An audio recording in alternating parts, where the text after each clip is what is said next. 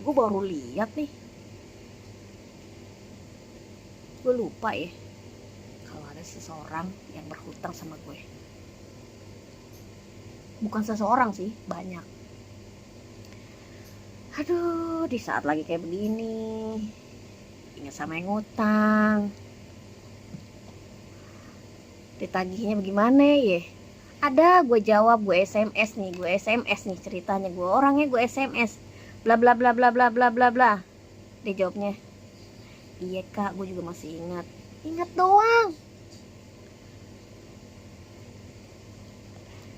Ada lagi, uh, ya mungkin yang gue nggak samperin, yang harusnya gue ke rumahnya, yang harusnya gue berkunjung ke rumahnya, masih ada perhatian enggak ya. Tapi alhamdulillah memang kalau rezeki sih nggak kemana. Ada di akhir tahun, dapat hadiah luar biasa, alhamdulillahirobbilalamin. Tambah lagi anak gue emang rezeki nggak kemana sih. Tapi gue mau tanya ya, orang yang berhutang, yang nggak bayar gitu, gue juga punya utang, tapi gue niatin tuh bismillahirrohmanirrohim. Setiap kita kalau punya utang, kita niat bayar. Karena apa? Karena suatu saat nanti kita bakalan usaha, dan usaha kita itu kalau misalnya nggak dibayar tuh gimana. Nah, kalau misalkan saya ada orang yang berhutang, saya nggak bayar, bukannya saya perbuatan saya tuh punya hutang karena nggak bayar, karena saya mungkin lalai atau apa ya, mungkin ada hal lain. Jadi dari situ kita ambil aja hikmahnya lah.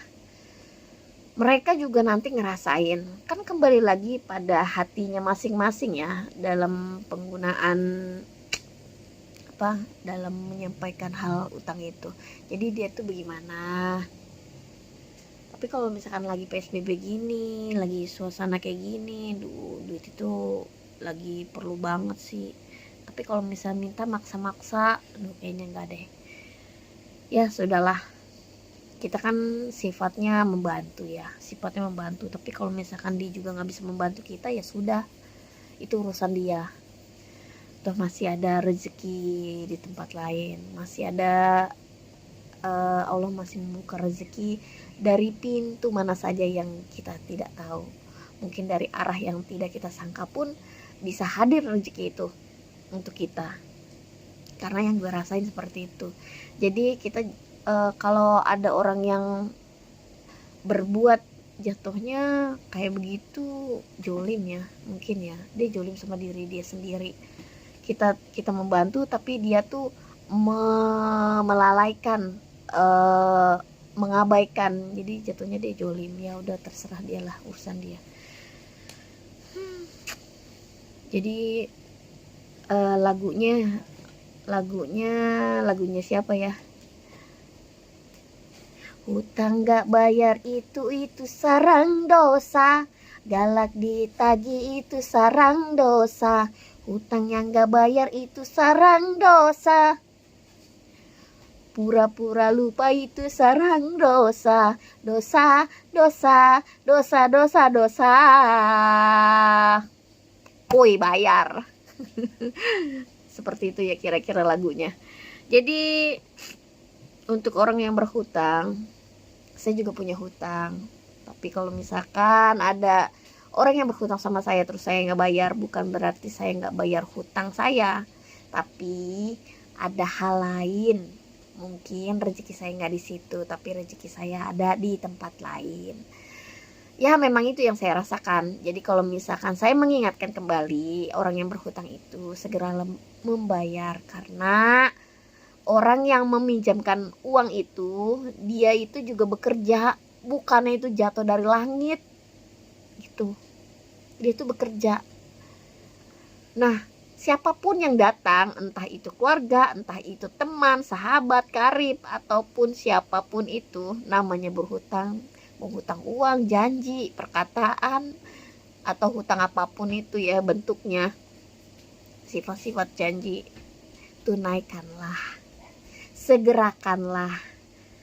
Ya mudah-mudahan di video ini menginspirasi bahwa pentingnya orang membayar hutang, karena jangan sampai gara-gara hutang jadi musuhan, jadi gibah, jadi apa ya, jadi marahan, jadi gara-gara uang jadi permusuhan yang gak jelas gitu. Karena ya untuk apa, gak ada artinya. Udah uang gak kembali, musuhan iya, dosa udah banyak ya, untuk apa. Jadi kita kurang-kurangin aja lah, kurang-kurangin. Karena kan sedekah itu banyak lewatnya ya, ada lewat dari pintu mana saja itu kita nggak tahu.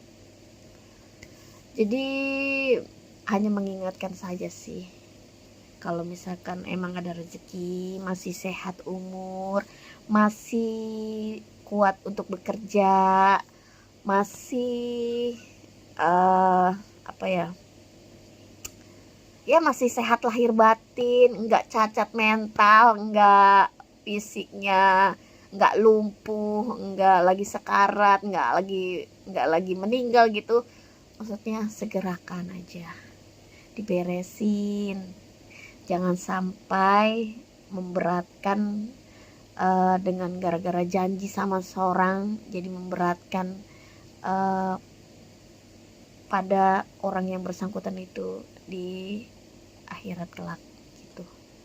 Saya juga manusia biasa, pasti saya juga punya kesalahan, kehilapan, punya banyak salah. Ya nggak ada manusia yang sempurna lah. Tapi saya berusaha yang terbaik. Dan yang pernah kenal sama saya, nggak ada saya berbuat tidak baik. Sampai saya buat video ini, berani sayanya. Tapi kalau misalkan ada saya ngomong baik tapi dia bilang jelek, ya udah terserah. Alhamdulillahirobbil alamin. Ya senang-senang aja sih, nggak apa-apa. Namanya manusia itu pasti ada yang seperti itu. Nggak harus jadi kita jadinya sedih, kita jadinya gimana gitu, nggak apa-apa. Karena memang manusia itu tempatnya ujian. Ujian itu kan macam-macam. Jadi ya sudahlah, ya mau gimana, mau saya lawan, mau saya ributin, ini nggak penting kan. Ya paling misinya cuma satu, kalau misalkan orang ngomongin kita di belakang, dia nggak pernah ada di depan kita. Kalau misalkan dalam bisnis ngomongin kita, mungkin dia kalah bersaing sama kita gitu. Kalau misalkan orang itu baik tapi dibilangnya buruk, dia berarti ngiri, ada yang pernah perbuatannya itu nggak bisa apa yang didapat seperti yang diomongin gitu. Jadi banyak hal, jadi pinter-pinter lah dalam menganalisa, dalam bikin statement. Setiap manusia itu pasti punya ujian, tapi tergantung dari kitanya juga. Mudah-mudahan setiap apa yang kita lalui, yang kita ambil langkah-langkah, mudah-mudahan selalu diridhoi oleh Allah Subhanahu wa taala, disukai, Allah menyukai dalam perbuatan kita, meridhoi, dan isi makhluknya pun, dan makhluk seisi yang ada di bumi ini menyukainya gitu. Jadi Allah menyukai, manusianya pun menyukai. Jadi jangan sampai manusia menyukai tapi Allahnya tidak gitu. Karena biar balance. Ya makasih ya yang sudah mendengarkan, makasih yang sudah support saya, makasih atas video-video saya, walaupun video saya tuh banyak banget dengan berbagai macam video. Dan terima kasih atas subscribernya, makasih juga atas like, komen, mungkin share kalau misalkan menurut kalian baik, kalian boleh kita sharing-sharing ya. Makasih. Wassalamualaikum warahmatullahi wabarakatuh.